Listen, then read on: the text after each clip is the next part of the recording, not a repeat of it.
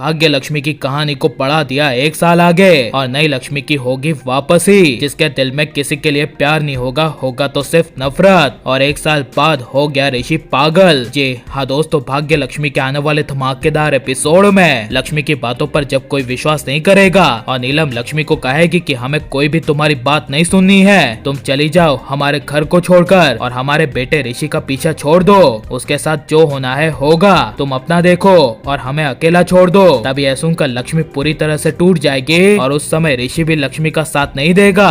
इसके लिए लक्ष्मी सबसे दूर जाने का फैसला कर लेगी और किसी को भी पता ना चले, ऐसे लक्ष्मी ऋषि और पूरे ओबरॉय परिवार से दूर हमेशा के लिए शहर छोड़कर चली जाएगी, जहाँ पर लक्ष्मी अपनी प्रेगनेंसी हालत में ही अकेली रहकर अपनी नई जिंदगी की शुरुआत करेगी और एक छोटा सा बिजनेस खोलेगी। और वो लक्ष्मी का बिजनेस देखते ही देखते बड़ा हो जाएगा और 1 साल बाद लक्ष्मी बड़ी कंपनी की मालकिन बन चुकी होगी और लक्ष्मी की जिंदगी में काम करने के अलावा कुछ रहेगा ही नहीं। जहाँ पर ऑफिस में मीटिंग के समय लक्ष्मी की धमाकेदार 1 साल बाद एंट्री दिखाई जाएगी। वो भी लक्ष्मी अपने छोटे बच्चे के साथ एंट्री करेगी जो ऋषि का प्यारा सा क्यूट बेबी होगा और लक्ष्मी अपने बेबी के साथ पूरे ऑफिस के काम को हैंडल करेगी। लेकिन जब ऋषि की कंपनी ओबरॉय एम्पायर को पता चलेगा कि लक्ष्मी की कंपनी है वो हमारे कंपनी को नुकसान पहुंचा रही है और यह कंपनी का नाम लक्ष्मी सुनकर ऋषि को काफी बड़ा शौक लगेगा और अपनी वाली लक्ष्मी की याद आ जाएगी। इसीलिए ऋषि पूरी तरह से पागल हो जाएगा। जहाँ पर लक्ष्मी 1 साल बाद ऋषि के घर लौटेगी और ऋषि पहली बार लक्ष्मी को देखेगा, तभी ऋषि के पैरों तले जमीन खिसक जाएगी। लेकिन तब ऋषि, नीलम और पूरे ओबरॉय परिवार की जिंदगी बदल चुकी होगी। मलिष्का ने सबकी हालत खराब कर दी होगी, जिसमें नीलम ने पुरानी साड़ी तक पहन रखी होगी और लक्ष्मी को देखकर नीलम को अपने किए का एहसास होगा